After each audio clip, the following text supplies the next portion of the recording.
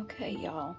So I'm making a vintage dinner tonight out of the family's food. This was my grandmother's home ec book when she was in high school.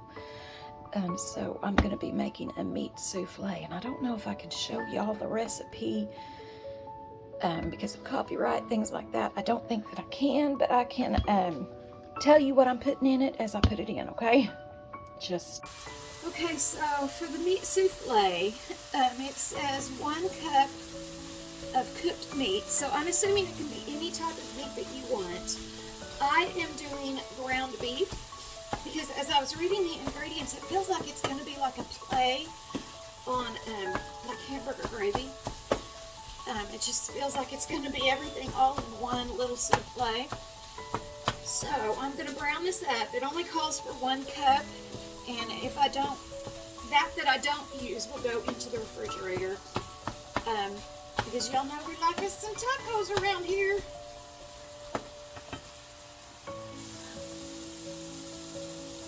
Alright, so while the meat is cooking, I'm going to go ahead and start on the medium white sauce, which I feel like is what we call a roux today. Okay, so it calls for 1.5 tablespoons of butter. So I'm going to let that get started melting.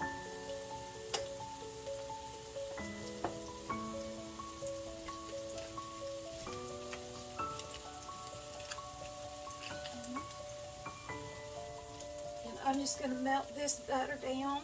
And once the butter is all melted down, I have a 1.5 tablespoons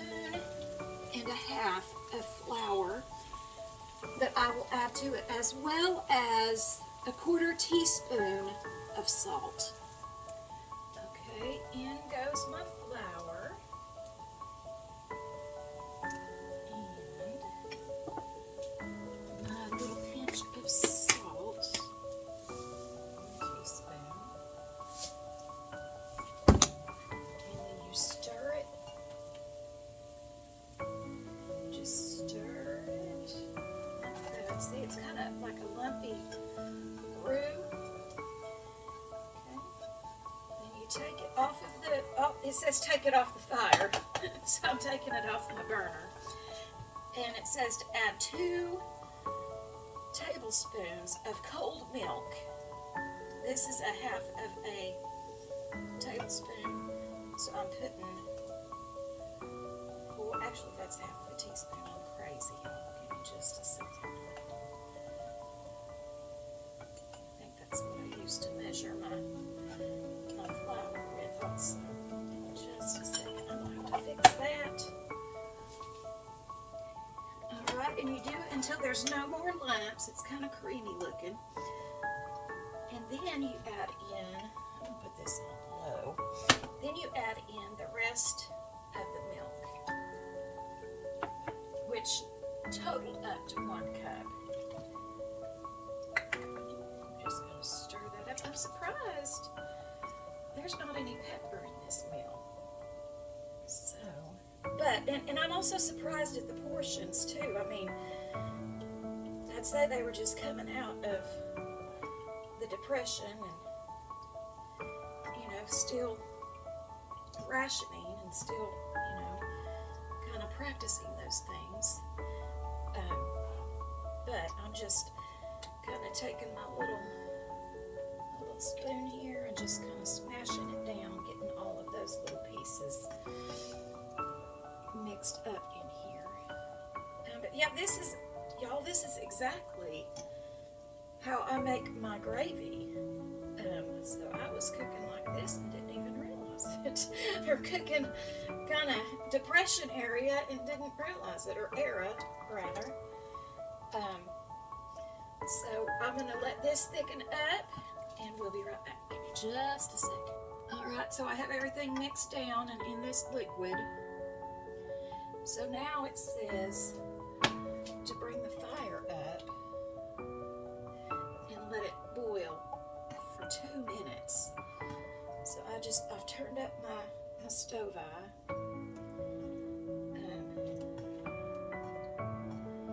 We don't have natural gas here now. Back home in Kansas and Oklahoma, that's what we use. Now there's some people here that use it. I mean, they use propane and things like that. But back home, most often it was just gas.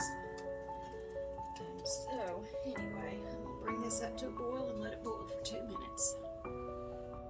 Okay, so I've got the white sauce complete. I just have taken it off of the stove eye because now I've got to prepare the things that are going to go inside it. Okay, now it says I need 1 cup of meat. So 1 cup of this meat is going to go inside this mixture. So we're just going to scoop this right on up. Just a little bit more. Alright, and then it says to add 1 cup of soft, stale breadcrumbs. Now, if y'all watched me earlier in the week, y'all saw the loaf of bread that I made. It was delicious. I had a little bit of it left. And for homemade bread, if you don't eat it within a day or two, it gets stale really quickly because it doesn't have all the preservatives. So I'm adding my 1 cup of that in here.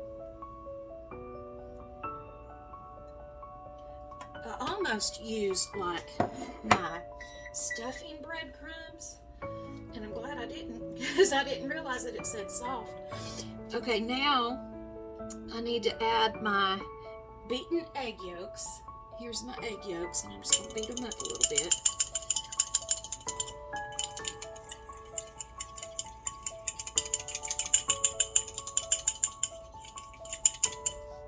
Add that in there.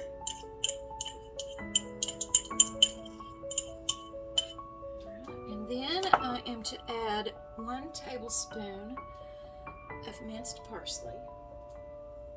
So I've added that in there. And then I mix this up. Okay. I mix it up. This is interesting. I'm going to say this is really interesting. It doesn't make a real big portion either. So I hope the dish that I have ready to bake it in isn't too big, but you know, we're going to do what I need to do. Okay. Now, it says I need 2 egg whites stiffly beaten. So I guess I get a little bit madder at these when I'm beating them. I've never heard of stiffly beaten, but it's supposed to be a little bit stiffer than the yolks. That's really loud. I'm sorry. I hope that ain't hurting your ears. It seems like this mic picks up all these little sounds that the forks make up against the dishes. Alright, so it's foaming a little bit, so I'm just going to call that stiffly beaten, okay? Now, I'm just supposed to fold this in, so I'm just going to pour a little bit and fold it over. Just, let me show y'all what I call folding. Okay, I just kind of take my little spatula and I just fold it over. Okay. Got more. Alright. And I'm just going to fold that in. Okay. Alright, y'all. This is pretty much the finished product. And now I am going to grease my little cow dish. This is Olivia. We're going to grease up Olivia and put this inside her, and then we're going to bake it at 375 for 20 to 30 minutes. Alright, this is what it looks like in the dish, and now I'm going to bake this for 20 to 30 minutes. I'll be back. This is the finished product. It actually looks bigger than I expected it, so we're going to plate it up and taste it. Okay, so we're going to try this. I feel like this would be really good with sausage. Like, this would be a great breakfast meal. So we're going to give this a try. maybe, if I can get it. I like the way it's set up, though.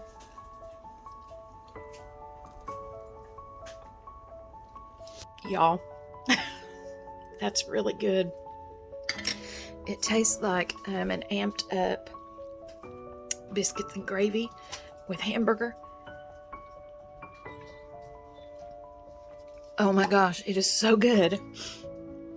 That would be really good as a breakfast casserole. And it didn't even have many, the only seasonings I put in it was that 1/4 of a teaspoon of salt. That's it. That's all I put in it, and it is delicious. Doing a little bit of a Lazarus update. Even more blooms today, y'all. Look at that, and look at all the green right here. Look at what God's doing with this little guy. And then I come over here and I look at my blueberry bush, and I am going to have a boatload of blueberries, and it looks like even my bush is expanding because here's a new little branch system here. So I am very, very excited. I'm gonna pluck these as soon as I can. The rain got my other little plants back here too, and they are doing great. It looks like I'm fixing to get more right down here. Right, I don't know if my camera's gonna hone in on it good enough or not.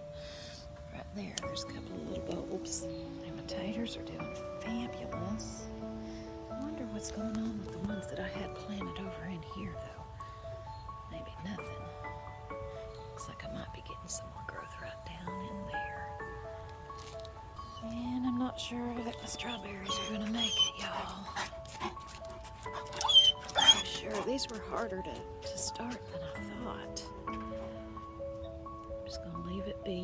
Maybe it'll work. Got some birds flying back in them trees back there. I think I've got like a little bird's nest somewhere, but I'm gonna put out my little bird feeder out in here. That's what I'm gonna do. Alright guys, thanks for watching, and I hope you have a beautiful day. Hope you rest easy and have a good night's rest, and come back and join me tomorrow. I love y'all.